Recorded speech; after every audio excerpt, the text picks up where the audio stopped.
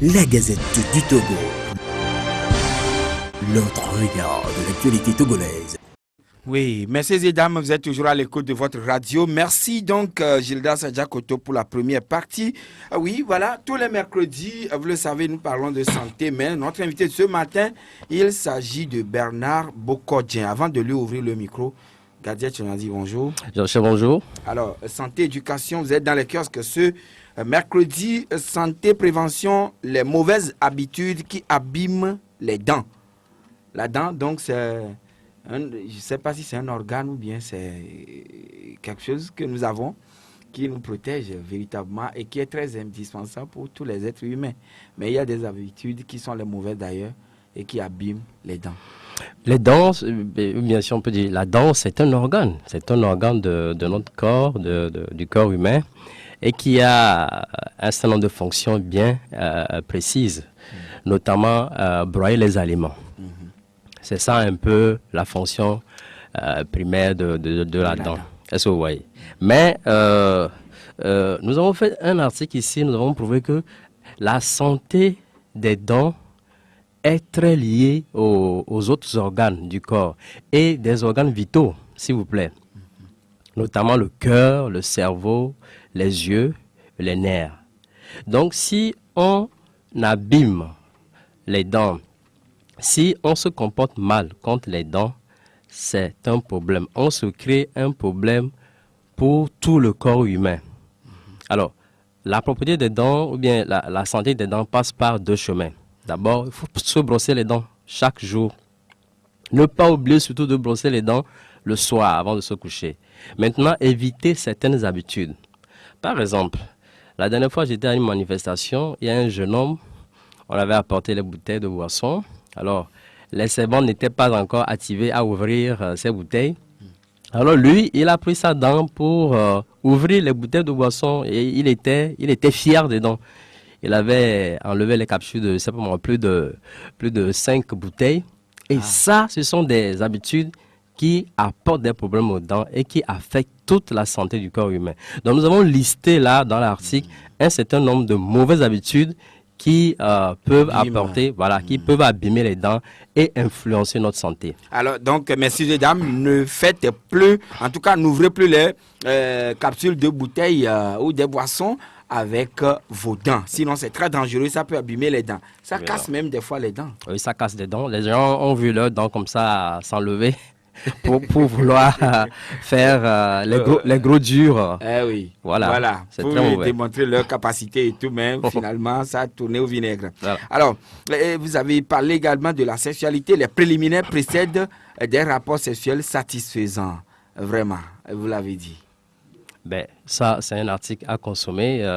Et donc, c'est à découvrir la page 6. À découvrir, voilà. Mais le santé plus, vous avez écrit le cancer de la prostate, éviter de manger trop gras. Oui, ça, c'est les hommes, puisque les femmes ne évidemment, sont jamais attaquées évidemment. Le cancer de la prostate, c'est de plus en plus récurrent dans nos communautés, dans nos sociétés. On en parle toujours. Il faut que les hommes fassent attention à ce cancer qui n'est pas facilement détectable dès sa première phase. Ça s'annonce avec des signes analogues aux autres maladies, la fatigue, la fièvre. Donc, on ne sait vraiment pas ce qu'on a. On prend des calmants. Mais après, ça va à la deuxième phase où on a des difficultés pour uriner, pour démarrer l'urine ou bien pour arrêter l'urine. On a le sang dans l'urine ou bien dans le sperme. Ou bien, carrément, on urine beaucoup, surtout la nuit. Alors, il y a un certain nombre de symptômes qui doivent nous alerter. Mais quand un homme grandit à 40 ans, on doit commencer par éviter certains excès. Surtout, manger beaucoup de viande. Consommer de l'huile, la graisse, tout ce qui va apporter la graisse au corps, il faut qu'on s'en prive. Donc, c'est un article qui éveille la conscience des uns des autres, déjà à 40 ans. Mais c'est surtout les hommes de 60 ans qui sont plus à risque. Mais si vous voulez éviter cette maladie dans l'âge, déjà à 40 ans, évitez de consommer trop gras. C'est important et c'est à découvrir en détail dans l'article qui se trouve à la page 2 de la parution. Que faire pour éviter les intoxications alimentaires à la maison? Oui, souvent il arrive quand vous mangez le soir, très tôt, à 2 heures du matin, bien à 3 heures du matin, vous vous réveillez, c'est pour vomir, bien c'est pour faire la diarrhée. Alors, Mais des fois, on est constipé. on est constipé. Ça, c'est une autre cause. Mais ici, c'est qu'on vomit ou bien on fait la diarrhée durant le lendemain, durant toute la journée. Alors, sûrement, il est question d'une intoxication alimentaire à la maison. Ce n'est pas dehors. Hein, ce n'est pas dehors. Maintenant, c'est à la maison. Donc, il y a un certain nombre de comportements. Par exemple, avant de faire la cuisine, il faut laver proprement la main. Il faut laver les ustensiles de cuisine. Et puis, il faut bien préparer les aliments, surtout la viande. La viande rouge doit être bien préparée. Nous avons l'habitude de consommer les produits congelés. Le conseil qu'on donne, c'est quand on va prendre ces produits au frigo, laissons-les se dégeler. Lavons-les bien et préparons-les bien avec des épices, notamment l'oignon, l'ail et tout. Oui, mais Voilà. des fois, je me rappelle, on avait parlé ici même, il faut utiliser aussi le sel biosal, symbiosal, pardon. Oui, le symbiosal, ça, c'est à la table. C'est à la table qu'on met ça. C'est un sel particulier qui est créé, bon, voilà, qui est mis sur le marché par un certain nombre de spécialistes, qui est bon pour les hypertendus, parce que c'est du sel, cela a du goût du sel, mais les effets ou bien la substance qui, dans l'excès, agit sur les nerfs et qui peut conduire à l'hypertension, cette substance est détruite dedans. Donc, le symbiosal, c'est du sel qui est très bon pour les hypertendus Donc, et ceux pour les qui diabétiques. souffrent du diabète ou de l'hypertension artérielle, ils sont les personnes, ce sel leur est indiqué et conseillé. Évidemment, vous savez, Le sel symbiosal. oui, symbiosal. Aujourd'hui, c'est la saison des maïs Oui. préparés ou bien. Et qu'on vend un peu partout. Voilà. Oui. Mais vous savez ce que les femmes font? On vous plonge le maïs dans de On l'eau. trempe dans l'eau salée. Voilà, dans de l'eau salée et on consomme. Quand Si c'est bien salé, là, le goût est correct. le goût est correct, mais ce n'est pas bon. Nous lançons ce matin un appel aux Togolais de ne pas consommer le maïs comme ça. Ils n'ont qu'à le prendre Sans sel. non, sans sel. Parce que le Mais on sel. ne va plus sentir le goût. Oui, s'il vous plaît, c'est important parce que, à force de consommer le sel sur cette nature, les nerfs sont atteints. Et aujourd'hui, vous voyez, plus de 19% de Togolais sont hypertendus. C'est l'une des causes. On consomme trop de sel. Ce n'est pas bon. D'accord. Aujourd'hui, il y a une alternative, c'est Symbiosal, qu'on peut consommer sans effet Sans ces secondaire. soucis de santé. De santé, après. d'hypertension. C'est bon pour les hypertendus, c'est bon pour les diabétiques, c'est bon pour tout le monde. À la maison, Oui, tout le monde peut en nous consommer. constatons aussi, vous écrivez également le PSIO, un dispositif innovant pour la gestion du stress, la déprime, la fatigue. Et tout ceci pour une sensation de bien-être total. Oui, vous voyez, aujourd'hui, les médicaments ont beaucoup d'effets secondaires sur les patients. Vraiment, vraiment. Les spécialistes, les médecins eux-mêmes le disent. C'est pourquoi aujourd'hui, la médecine s'ouvre à de nouvelles techniques de guérison, surtout la phytothérapie et d'autres inventions qui vont apporter la guérison par laser ou bien par lumière. Alors, le Psio, c'est une lunette high-tech avec des écouteurs qui permet de gérer le stress, la fatigue, la déprime. Vous savez, dans notre société aujourd'hui, nous sommes stressés, nous sommes fatigués. Il y a des gens qui n'ont jamais été ils ne se sentent jamais dans le bien-être. Franchement, mon frère, on a trop de soucis dans la vie. Oui, Est-ce que vous le reconnaissez quand même? On a trop de soucis, c'est Ah oui, vrai. figurez-vous que vous n'avez pas de boulot. Et ce qu'il faut manger, c'est la croix, la bannière, toute une journée durant. Vous ne savez même plus que faire. Vous voyez déjà? La vie, c'est un combat. Il faut tout faire pour s'en sortir. De toutes les façons, aujourd'hui, pour ceux-là qui ont du travail, ils sont stressés par leur travail. Voilà. Ils ne dorment pas beaucoup et tout. Ils sont déprimés, ils sont stressés, ils sentent beaucoup de fatigue. Le Psio, c'est une lunette avec un son et des lumières qui permettent ou bien qui permet de vous guérir par rapport à ces maux-là. C'est très important. Est-ce que c'est un truc qui est au Togo? C'est disponible au Togo. Ah, C'est disponible au Togo. On peut nous appeler, Oui, nous allons gérer. Vous allez aider les gens Voilà. à pouvoir rapidement s'en procurer. Alors, Gadiel Tchonyadi, nous sommes à la fin avec vous, mais quel est votre contact?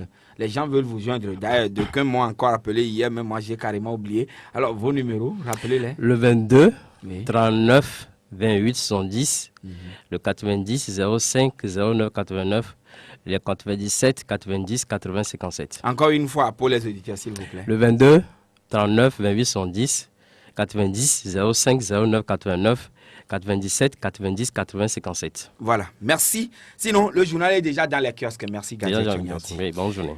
Bernard Bokodjen, bonjour. Bonjour, Georges. Bonjour aux amis auditrices et auditeurs de Victoire FM. Comment se porte la plateforme citoyenne Justice et Vérité? La plateforme citoyenne Justice et Vérité se porte très bien. À merveille. À merveille. Oui. Voilà quelqu'un qui a véritablement aidé le Togo et avait d'ailleurs qualifié notre cher pays, le Togo, pour le mondial 2006. Et malheureusement, il a été écarté et finalement, c'est Otto Pfister qui a dû conduire l'équipe au niveau pour la CAN en Allemagne. Nous étions en 2006. Aujourd'hui, il n'est plus. Entre-temps, il avait perdu sa femme aux États-Unis. Aujourd'hui, c'est lui-même qui n'est plus.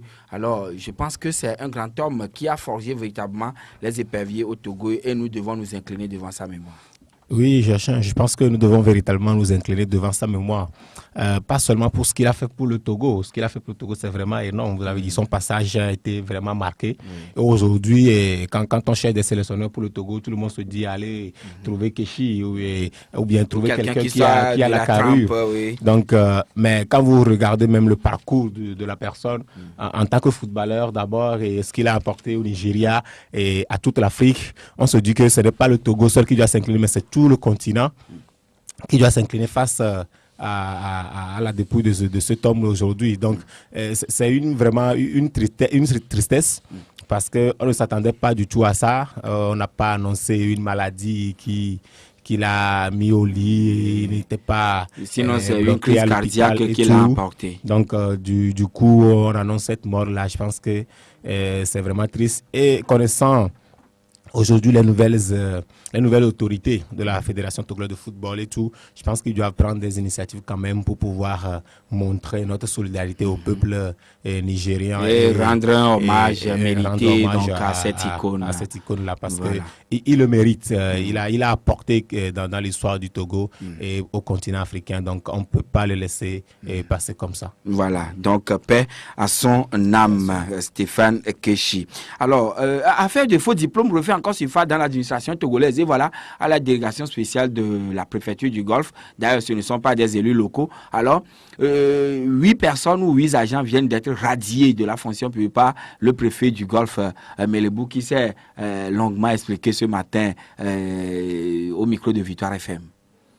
Je pense que c'est déjà, si on arrive avec des mécanismes à détecter les faux diplômes et à voir ceux qui se sont immiscés dans l'administration en n'étant pas ce qu'ils prétendaient être, et alors qu'il y avait d'autres personnes qui avaient c'est peut-être ces compétences et ces niveaux d'études qui pouvaient faire ce travail, mais ils n'ont plus ces places-là. S'il y a aujourd'hui un mécanisme qui permet de détecter ces faux diplômes-là et ces personnes et de les sanctionner, je pense que c'est une chose à saluer.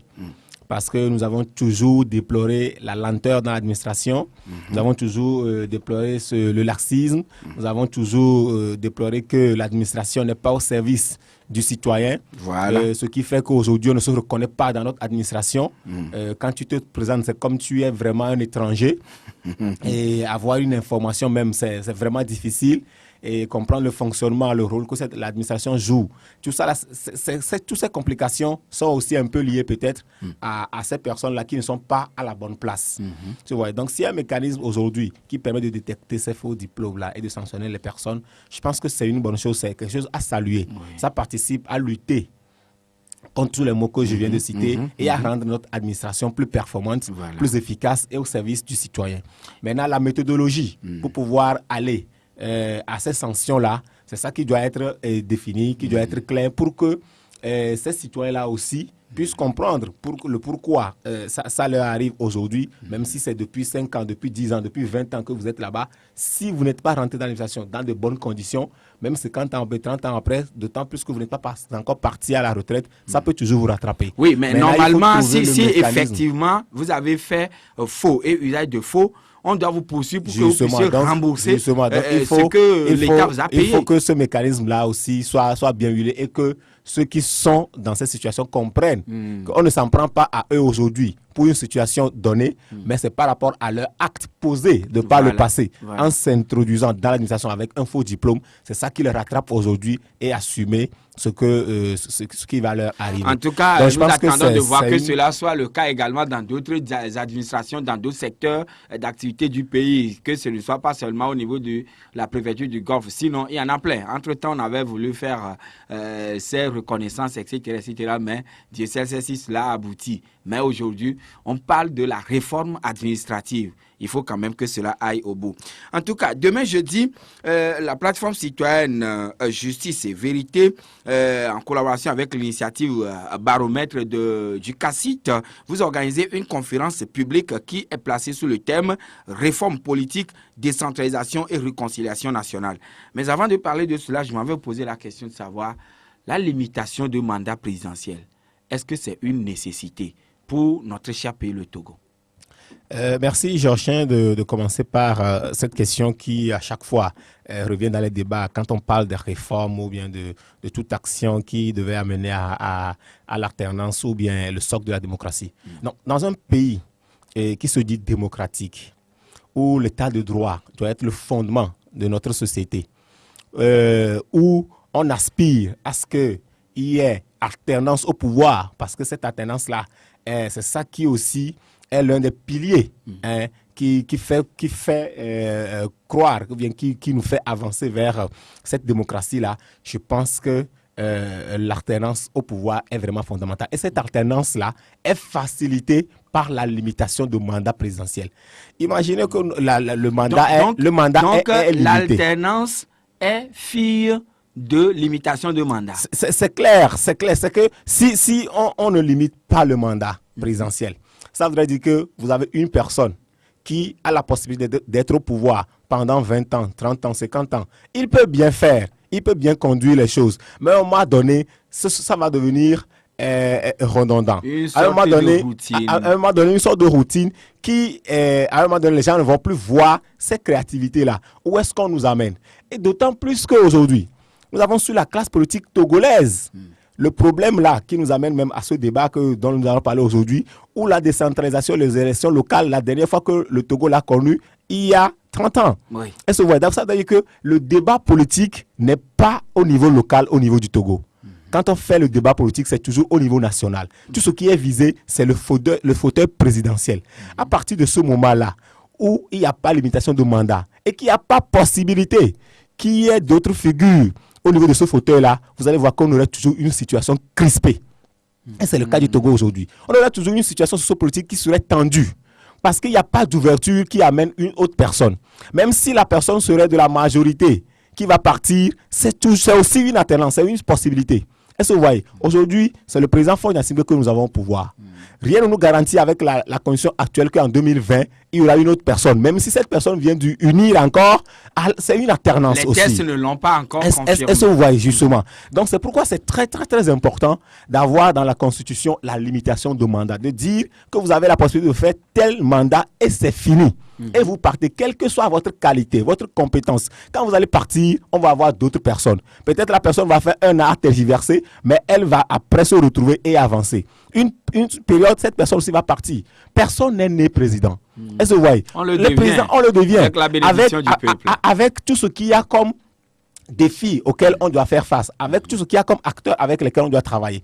Donc pour nous, au niveau de la plateforme et pour nous au niveau du CACIT, et je pense que pour tous les citoyens, ceux qui aspirent à cette démocratie véritable, ceux qui veulent vraiment que notre pays soit reconnu comme un pays d'état de droit, je pense que la limitation de mandat est fondamental Oui, dans mais notre voilà, constitution limiter aujourd'hui. le mandat, c'est bien, vous l'avez dit, et son utilité également pour l'ensemble du pays. Cependant, c'est le peuple qui est le plus souvent sollicité afin de pouvoir donner son onction à celui-là qui est prétendu être dans le fauteuil présidentiel. Mais au Togo, c'est un scrutin uninominal à un seul tour. Est-ce que scrutin uninominal à 2 tours a aussi des avantages? Le scrutin uninominal à 2 tours a des avantages. Et vous l'avez vu, la démonstration a été faite au Bénin. Il n'y a pas à chercher loin. Ah oui, au Bénin. C'est qu'il n'y a pas à chercher loin. Si c'était à un seul tour au Bénin, est-ce que on aura aujourd'hui la même configuration au niveau du Bénin aujourd'hui? Est-ce qu'on S'il n'y avait aura pas cela? de tour, S'il n'y avait pas de tour, Lionel Zinsou aurait été est-ce qu'on élu. avait... Il faut comprendre. Donc, vous voyez l'importance là-bas, tout simplement. Parce qu'au premier tour, c'était quelqu'un qui était venu devant. Mais au deuxième tour, on a vu rapidement que les choses ont basculé. Et aujourd'hui, on a Patrice Talon qui est président de la République. Ça voudrait dire que vous avez une élection présidentielle à un seul tour. Vous avez un président qui est légal, parce que vous avez une élection, mais il n'est pas forcément légitime. Parce qu'il vient le premier sur une liste peut-être de 30, 50 candidats. Ça veut dire qu'il peut-être qu'il n'a pas la possibilité d'avoir plus de 51%, mais il est président. Il n'est pas élu par la majorité des citoyens, mais il est président parce qu'il vient juste devant. Est-ce que vous voyez? Donc ça veut dire que vous pouvez avoir un président élu avec 25% de voix. Est-ce que vous voyez? Il est légal parce que c'est un processus électoral lancé, ouvert à tous. Mais il n'est pas légitime parce qu'il n'a pas recueilli la majorité des populations. Mais quand vous avez une élection présidentielle à 2 tours, le premier tour, celui qui vient devant, on s'en fout. Tout le monde retourne à la maison. On a maintenant 2 personnes. Et c'est parmi ces 2-là que vous allez voir que celui qui vient devant, il recueille beaucoup plus de voix. Les citoyens se reconnaissent en lui. Ils se disent, nous avons donné notre mandat à celui-ci pour nous diriger pour les 10 prochaines années. Donc, on se tait, il nous conduit. Et à la fin, s'il ne nous conduit pas bien, s'il ne respecte pas son programme, s'il ne respecte pas ses engagements, alors il y a encore une élection et on peut le sanctionner. Et on peut dans les urnes. Et on peut le sanctionner si le mandat est limité, mon frère. Mais si vous le lisez avec un programme, avec des engagements, 5 ans après, il ne respecte pas ces engagements-là. Mais il y a une nouvelle élection, alors que votre constitution dit que le mandat n'est pas limité. Comment est-ce que vous pouvez le sanctionner? Il va se présenter encore. Oui. Et si malheureusement pour vous, votre élection n'est pas organisée dans de bonnes conditions, il restera au pouvoir encore. Oui, mais est-ce qu'il y a eu des pays dans lesquels on a limité le mandat, mais la personne a été élue une seule fois, et puis pour le second mandat, il a été sanctionné?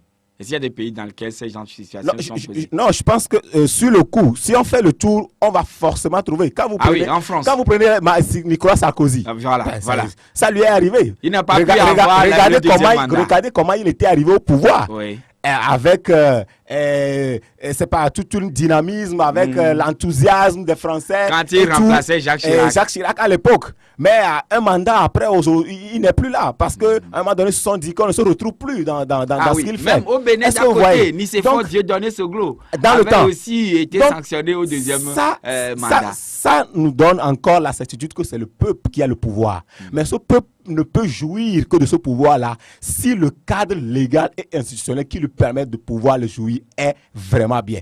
Oui, quand on parle de cadre légal institutionnel, là, ça pose le problème des institutions qui doivent tous ensemble concourir à l'état de droit, à l'instauration de l'état de droit qui passe par ces différentes réformes dont vous parlez. Je suis totalement d'accord avec vous. C'est pourquoi tout part de la Constitution, qui est le texte fondamental, qui est la Bible du pays. Donc c'est dans cette Constitution-là même qu'on définit les institutions de la République et leur rôle.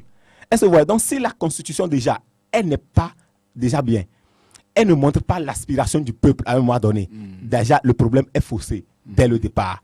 Maintenant, si les institutions de la République ne jouissent pas de leur indépendance, comme on a le Sénat du Bénin, qui conduit le processus en qui les électeurs, les citoyens ont confiance, et qui se disent qu'à la fin, ce Sénat-là ne peut proclamer que les résultats qui sortent des urnes, il y a aussi un autre problème. Et dans le cas du Togo aujourd'hui, oui, on n'a pas. C'est clair que les Togolais n'ont pas confiance à leurs institutions. Surtout en la CENI. Pas seulement la CENI. Premièrement, puisque c'est celle qui proclame les résultats, c'est la CENI. Quand on prend les élections, le processus électoral, c'est le cas de la CENI. Oui. Mais quand vous prenez toutes les autres institutions, La Cour constitutionnelle, par exemple. Est-ce qu'aujourd'hui, les Togolais se retrouvent dans la Cour constitution? Est-ce que les Togolais se retrouvent aujourd'hui dans la Cour des comptes? Combien de fois la Cour des comptes a démontré, par rapport à cette publication de rapports, en incriminant telle institution, telle autre société d'État, ou bien tel autre parti politique, ou bien tel acteur politique, par rapport à ces comptes? D'ailleurs, le quotidien privé Liberté écrit ce matin que la Cour des comptes a un nouveau président depuis 3 ans, mais il n'a jamais été installé. C'est des dysfonctionnements. Est-ce que vous voyez? Donc, combien de fois ils nous ont prouvé? Nous avons eu la CNDH avec le rapport Kounté, mais après, regardez ce qui s'est passé. Ça pouvait permettre aujourd'hui, si Kounté encore à la CNDH, de nous dire que oui, nous avons une institution des droits de l'homme capable de nous protéger et de promouvoir les droits de l'homme. D'ailleurs, le CACIT a lancé une pétition depuis la fin de la semaine dernière pour que la nouvelle loi portant fonctionnement et désignation des membres de la CNDH soit révisée encore. Ce que cette loi-là, le président de la République le renvoie à l'Assemblée nationale parce que dans l'ancienne loi, les membres de la CNDH, ils étaient 17, si ma mémoire est bonne, et ils étaient choisis avec un mode de désignation clair qui leur permettait d'être indépendants. Oui, mais aujourd'hui, c'est l'Assemblée nationale et le président de la République qui choisissent les 9, ce qui rend cette institution-là totalement dépendance de l'exécutif. Voilà, donc si tel est le cas, je m'en vais vous poser la question de savoir, est-ce qu'on peut dépolitiser réellement les institutions au Togo? Sinon, je m'en vais pour preuve. Dans les réformes qu'opère maintenant le Bénin ou bien le processus qui est en cours, le président de la République nomme seulement un seul membre au niveau de la HAC, par exemple. Et les autres membres sont nommés par la corporation, etc., et l'Assemblée nationale. Mais c'est un seul membre. Alors qu'au Togo, le président de la République seul nomme 4. Et l'Assemblée nationale élit 5. Est-ce qu'on peut dépolitiser réellement les institutions au Togo? On peut, mon frère. Là, on doit revoir les tests organiques de ces institutions? C'est tout simplement ça. C'est qu'il n'y a pas à chercher de midi à 14h. Parce que je vous explique. Le truc, c'est quoi? C'est que quand on a la volonté vraiment politique, parce que quand on parle de l'état de droit, ça voudrait dire qu'on a un système dans lequel il y a la loi, mais qui est suivi aussi par le droit. Ça voudrait dire que quoi? Ça voudrait dire, aujourd'hui, vous avez si bien dit, le Bénin, le président de la République nomme une seule personne. Ça veut dire qu'il fait confiance aux autres que d'autres personnes vont nommer de travailler en toute indépendance. Quand ils seront là-bas, il ne veut pas que quelqu'un pense lui retourner l'ascenseur parce qu'il a nommé. Parce que c'est X qui m'a nommé, je dois faire plaisir. Attends, non. Il veut déjà, dans le mot de désignation, montrer que vous êtes là-bas, non seulement pour vos compétences, mais au service du peuple. Voilà. Vous n'êtes pas là-bas pour faire plaisir à un président ou bien à un parti qui vous a envoyé. Est-ce que vous voyez? Déjà, dans le mot de désignation, c'est important. Ce n'est pas le cas chez nous. Donc, le mot de désignation contribue énormément à l'impartialité et à l'indépendance de l'institution. C'est hyper important. C'est pourquoi je parlais tout à l'heure de la CNDH. On a le même mot de désignation pour la CNDH aujourd'hui, ce qui n'était pas le cas il y a un an. Avec la nouvelle loi, c'est l'Assemblée nationale qui élit 5 et le président choisit 4. Pour une institution nationale des droits de l'homme. C'est grave. Or, quand vous prenez le principe de Paris, on concentre un peu plutôt le pouvoir principe au niveau de chef de Paris l'État, oui, qui régisse les institutions nationales des droits de l'homme dit clairement que l'indépendance de ces institutions-là est le socle sur lequel cela se repose. Et dans le contexte du Togo, quand vous prenez la fermeture du bureau du ACDH et la suppression du département ministériel du ministère des droits de l'homme, même si on l'a confié à ministère de la Justice, jusqu'à présent, ça ne prend pas vraiment. Et quand vous prenez le contexte global, où à cette CNDH-là, aujourd'hui, on lui demande encore de jouer le rôle de mécanisme national de prévention contre la torture. Ce qui, dans d'autres pays, c'est des institutions à part. Et alors qu'au niveau du Togo, on veut que la CNDH joue le même rôle. Et on choisit les membres de cette façon. Ainsi que les membres de la HAC, ça pose un véritable problème d'indépendance et d'impartialité. Donc, c'est pourquoi nous demandons aujourd'hui à ce que ces lois-là soient révisées. Parce qu'on a la possibilité de le faire. Il suffit d'avoir la volonté politique et de faire en sorte que ceux qu'on va nommer soient nommés par rapport à leurs compétences. Ce n'est pas pour faire plaisir à quelqu'un. Ce n'est pas pour service rendu. Si on le fait comme ça, les gens qui vont être nommés, qui vont aller à ces institutions, dès le départ, ils prennent conscience qu'ils sont là pour le peuple. Oui, mais des fois, quand on demande aussi aux partis politiques d'envoyer leurs représentants, ils envoient ou ils n'envoient que des gens qui vont défendre rien que leurs intérêts. je suis d'accord avec vous. Et c'est de ce côté-là où il y a un travail citoyen qui doit être fait aussi.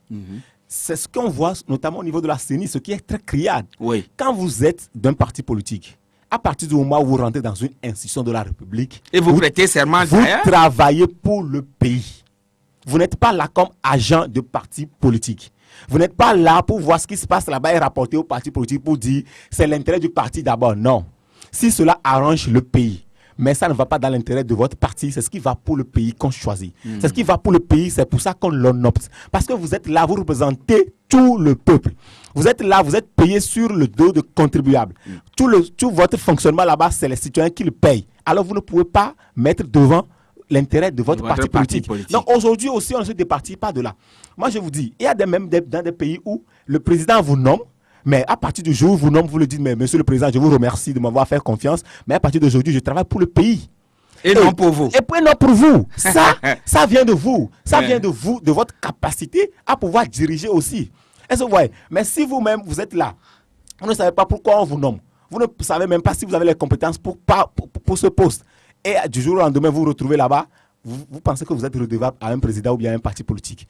On doit se départir. Les Togolais doivent comprendre que nous provenons tous, nous avons tous des aspirations. Nous avons tous des acquaintances politiques pour X ou bien pour Y. Mais quand on t'appelle pour un travail national, alors il faut toujours mettre l'intérêt national devant avant de demander à ce que l'autorité, et l'autorité doit aussi jouer son rôle de laisser ces institutions-là travailler. Mais c'est les hommes qui animent les institutions. Et voilà donc, fort. Ces sujets de réforme politique préoccupent les acteurs de la classe politique dans le pays. Mais nous apprenons également que le H-Kroon organise très bientôt un grand atelier qui va rassembler toutes les couches sociales de notre pays et nous attendons de voir si ce n'est pas un CPDC rénové bientôt. Mais on va en parler tout de suite et on marque la pause.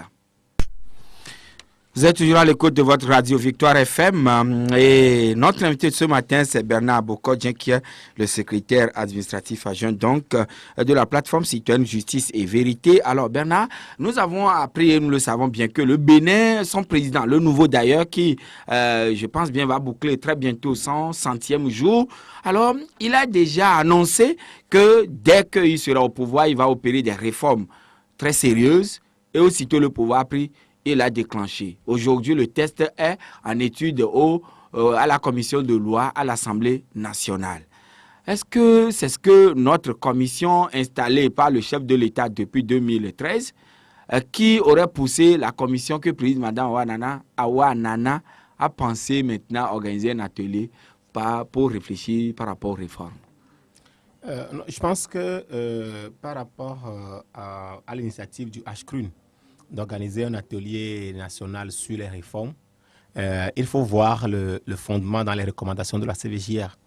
Il y a l'une des recommandations de la CVJR qui proposait déjà depuis 2012 d'opérer des réformes en profondeur, mais avant d'aller à ces réformes-là, de penser à regrouper tous les acteurs, que ce soit les acteurs politiques, mais les universitaires. Ils ont précisé les types d'universitaires, les historiens, les juristes et tout, les regrouper et réfléchir véritablement à ce que nous devons avoir comme réforme et quels sont les nouveaux éléments qu'il faut introduire dans le texte fondamental de notre pays et renforcer plus les institutions de la République.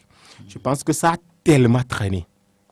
Parce que si nous voulons prendre juste, seulement la période de la CVJR, le rapport remis au chef de l'État depuis 2012, et cet atelier est annoncé pour le mois de juillet 2016. Ça veut dire que ça a pris du temps, non seulement de mettre en place H-Kroon, mais aussi de pouvoir trouver les moyens, le bon mécanisme jusqu'à aller à ces réformes-là.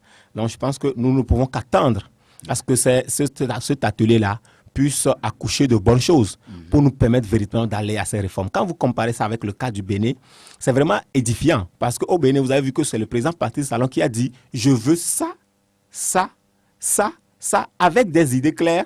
Et il a dit « une commission se charge de pouvoir traduire cela ». Au Togo, on parle de réformes. Tout le monde dit que le gouvernement aussi veut aller aux réformes. Tout le monde dit que l'Uni veut aller vraiment aux réformes. Mais nous ne savons pas ce que le président de la République veut vraiment pour les réformes.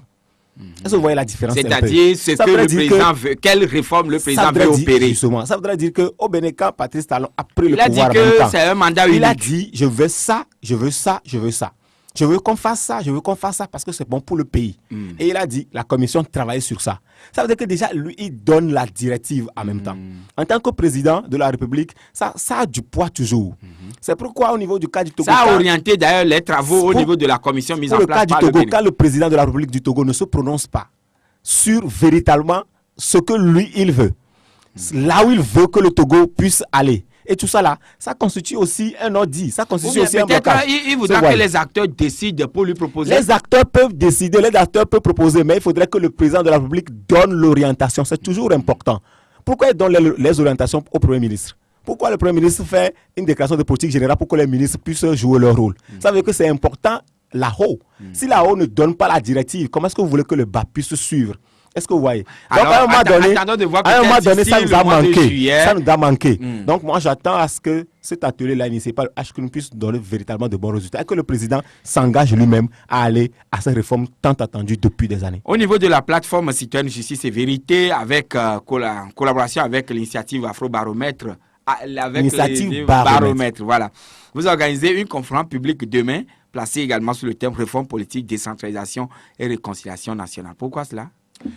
Merci Georges. Pourquoi cela? Je pense que nous venons de faire un débat et vous avez vu, nous avons tous remarqué qu'il y a un certain blocage à chaque fois dans le pays quand on parle des réformes politiques, quand on parle aujourd'hui de ce qui est en vogue, la décentralisation, et quand on parle de réconciliation nationale. Vous voyez. Et on remarque que les acteurs se parlent dans leur coin. Chacun, par médias interposés, essaie de donner son point de vue, la manière dont il voit les choses. Et le gouvernement aussi, dans son coin, sans associer forcément tous les acteurs, imprime une démarche. Et les autres sont là en train de critiquer et on voit qu'il y a une incompréhension totale. Or, on nous dit, après que le débat se fera à l'Assemblée nationale, pour nous, le débat ne peut être bien à l'Assemblée nationale que s'il y a un débat citoyen déjà. S'il y a un débat public où les acteurs se prononcent, il y a des idées contradictoires, qu'il y a quelque chose se dégage et que l'Assemblée nationale va venir seulement que entériner ce que les gens vont dire. Parce que s'il n'y a pas un débat public, s'il n'y a pas un débat citoyen, si les gens ne se prononcent pas, qu'est-ce que l'Assemblée nationale va dire? Qu'est-ce que les députés, les 91, vont dire? Ça veut dire qu'il faut créer le cadre là. Comme le cadre là ne se crée pas au niveau du gouvernement, nous, au niveau de la société civile, on a pris l'initiative avec la plateforme citoyenne Justice et Vérité qui travaille sur le processus de réconciliation depuis longtemps avec la CVJR et l'initiative Baromètre qui est une initiative pour contrôler l'action publique. Donc, c'est une initiative du CACID pour pouvoir suivre les engagements du chef de l'État, le travail des ministres, le travail des sociétés d'État, pour pouvoir produire des rapports, créer des cadres de débat, pour qu'on discute, pour qu'on nous explique comment est-ce que le pays fonctionne. Donc, ce sont ces deux initiatives-là qui sont retrouvées pour créer ce cadre-là. Donc, demain, il y a un thème qui est choisi. Parce que l'idée, c'est d'avoir une série de débats publics à chaque fois. D'avoir une série de conférences publiques sur plusieurs thématiques. On peut parler après de l'ETR face aux citoyens. On peut parler des institutions de la République et la société civile. On peut parler d'aller même sur les recommandations de la CVJR spécifiquement. On peut parler du corps judiciaire face aux acteurs de la société civile. Et donc, il y a plusieurs thématiques sur lesquelles nous allons revenir dans les mois à venir. Mais le premier numéro, c'est réforme politique, décentralisation et réconciliation nationale. Regard croisé des acteurs politiques et de la société civile. Est-ce que vous avez invité des acteurs politiques les acteurs politiques ont été invités. Nous allons avoir deux panels face à face. À côté, les acteurs politiques face à la société civile. Donc, on aura UNIR qui sera représenté par M. Florent Manganaoui. Ils ont donné leur accord. Ils ont donné le nom que c'est lui qui vient représenter UNIR. Il y aura le CAR qui sera représenté par le président Maître Dodi Apevon. Il y aura OBU qui sera représenté par le président Agbeome. Il y aura ADI qui sera représenté par le vice-président, le docteur Ouala, qui a travaillé dans le comité technique sur les réformes, la décentralisation. Et il y aura l'ANC qui aussi sera représenté. Ils ont encore confirmé hier, ils vont nous donner, et ils vont nous confirmer le nom de la personne qui vient aussi. Donc, mais c'est déjà un bon départ. Ça veut dire qu'on a les acteurs politiques qui sont là déjà alignés, qui vont participer au débat. Maintenant, face, il y a la société civile. Il y aura Maître Degli qui sera là au niveau de la société civile. Il y aura M. Spero Maolé qui sera au niveau de la société civile. Il y aura le directeur de INADES Formation, qui est une organisation qui travaille vraiment sur le terrain, le secteur agricole. Pour nous dire techniquement qu'est-ce qui est capable, qu'est-ce qui est faisable. Est-ce que la démarche qu'on est en train d'entreprendre aujourd'hui, est-ce qu'elle est bien? On a invité le ministère de l'administration territoriale pour qu'il nous envoie le directeur de la décentralisation, pour qu'il vienne nous dire comment ça se passe au niveau administratif. Est-ce qu'il a donné le OK? Pour le moment, on n'a pas encore le OK, mais on a envoyé le courrier. Je pense qu'il ne peut pas ne pas envoyer quelqu'un. Parce que ce cadre-là, ça n'a pas encore existé. C'est une première. Donc, si les acteurs invités ne sont pas là pour pouvoir parler, ils vont laisser d'autres personnes parler à leur place. Et on va continuer les supputations, on va continuer... Qu'en est-il des élus du peuple? Donc, on invite les députés. On invite les députés parce que déjà, quand vous prenez les participants, il y a des députés déjà. Mais on invite encore les députés. Donc, si c'est un débat, une conférence publique ouverte. Et ce serait où? À l'hôtel Edaoba, demain, à partir de 15h. Et ceux qui désirent participer à cette conférence, suivre cette conférence débat et dire des choses qu'ils ont aussi sur leur cœur, leur vision de la chose, ils n'ont qu'à appeler le secrétariat de la plateforme Citoyenne Justice et Vérité ou bien envoyer un mail pour pouvoir retenir leur place et prendre part à cette conférence publique-là. Donc, c'est sur réservation qu'on peut participer à cela? C'est ouvert. Mais on peut venir assister. On peut venir assister, mais nous voulons quand même avoir... Non, on peut venir participer, mais nous voulons avoir le nombre de personnes qui arrivent. Nous voulons savoir si c'est 80 qu'on a, si c'est 100 qu'on a, si c'est 70 qu'on a. C'est pour cela que si quelqu'un veut venir, appelez d'abord, on vous enregistre, comme ça on sait que vous arrivez. Et pour que les dispositions pratiques soient mises. L'autre chose que nous avons fait pour cette conférence publique, c'est que après la conférence, le lendemain, ça va être retransmis en intégralité sur LCF. Parce que la chaîne du futur a accepté être partenaire de cette activité. Ils vont venir prendre toutes les images, ils vont venir suivre. Et le lendemain, pour ceux les Togolais qui ne seront pas à Edaoba, ils peuvent suivre ça vendredi en direct sur SF en toute intégralité. D'accord. Et nous allons prendre quand même, avec votre permission, M. Gadou qui est en ligne pour une question. Bonjour. Bonjour, M. Jachet. Oui. Bonjour à votre invité. Bonjour, M. Gadou. Bon, pour le problème de faux diplôme là, par exemple, quelqu'un qui travaille un faux diplôme, le patron a su, et à la fin du mois, le patron le paie avec de faux billets. Je crois qu'il n'en aura pas de problème. Le gouvernement devait le payer avec les faux billets et je suis sûr qu'ils vont plus réclamer leur salaire. Bon, de part, pour le mandat, vous savez, dans toute chose, il faut limiter. Quelqu'un qui ne limite pas les choses dans sa vie ne va pas durer. La preuve, COP 2015 en France, ils n'ont pas de limitation. Les pays qui ont limité leur mandat évoluent mieux que nous. Bon, est-ce que au Togo, l'opposition a une fois gagné les élections? Une fois, les élections présidentielles. Parce que moi, j'ai appris que l'équipe a gagné une fois. Est-ce que c'est quelqu'un qui a gagné de par le passé dont nous voulons parler, M. Gado? Est-ce qu'aujourd'hui, vous avez clairement signifié ou bien orienté votre question? Est-ce qu'il n'y urge pas de limiter le mandat? C'est très clair et nous avons bien pris bonne note. Merci beaucoup. M. Aïvi, bonjour. Bonjour, M. Joseph. Oui, votre question. Je salue votre invité aussi. Bonjour, M. J'aimerais lui poser la question de savoir quel regard lui porte sur la démarche de l'opposition à pousser le pouvoir à aller en réforme. Est-ce que la démarche est louable? Il n'a qu'à me répondre à cette question. Merci, bonne journée. D'accord, merci. Et le dernier intervenant qui est en ligne avec nous maintenant, bonjour. Oui, bonjour, monsieur. C'est monsieur comme la vie. D'accord, nous sommes à votre écoute. Oui, je salue l'invité. Oui, à côté de l'invité, c'est comme tout ce que le président de la République ou le gouvernement nomme dans l'institution, il travaille pour le chef de l'État ou bien le gouvernement. Mais je pense que dans le ministère, lorsque nous allons, c'est qu'on ne demande pas à suivre de quel bord politique il travaille dans l'anonymat. Mais je pense que si notre invité pouvait travailler sur la corruption, ça serait mieux que de parler de la nomination que le gouvernement, le chef de la paix. Lui qui va dans tous les pays pour chercher les biens pour la démocratie de notre pays. Comment il peut encore nommer des gens en les imposant de faire selon ce qu'il veut et selon, ou bien il va lui demander de faire selon ce qu'il peut faire pour l'avancement du pays. Donc je pense que vraiment notre invité n'a qu'à nous aider pour que la population même soit capable de lutter contre la corruption. C'est la corruption qui conduit à tout ça là. Donc monsieur Komlavi, oui. Ceux que le chef de l'État nomme ne travaillent pas à votre entendement pour faire plaisir au chef de l'État? Non. D'accord. Merci. OK. Vous l'avez écouté? Oui, je pense que M. Ivy a... Non, M. Komlavi d'abord. M. Komlavi, c'est une réaction qu'on comprend.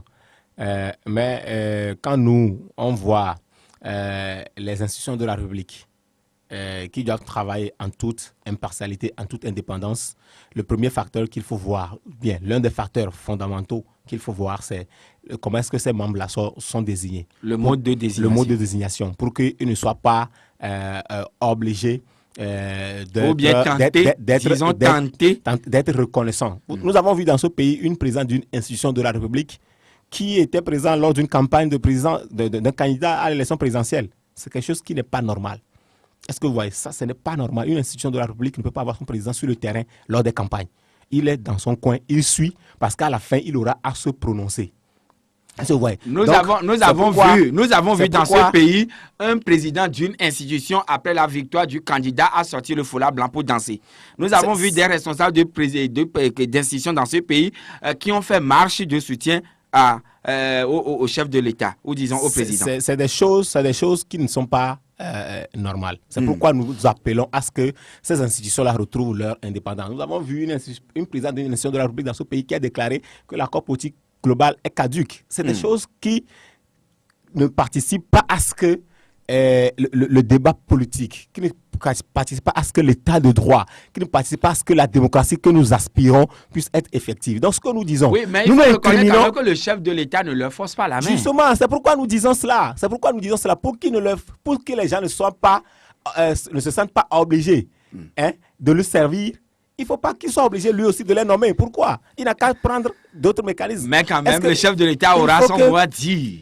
Il peut avoir son mot à dire, mais pas nommer 4 personnes sur 9. Pour nous, c'est trop. Et donc, Aïvi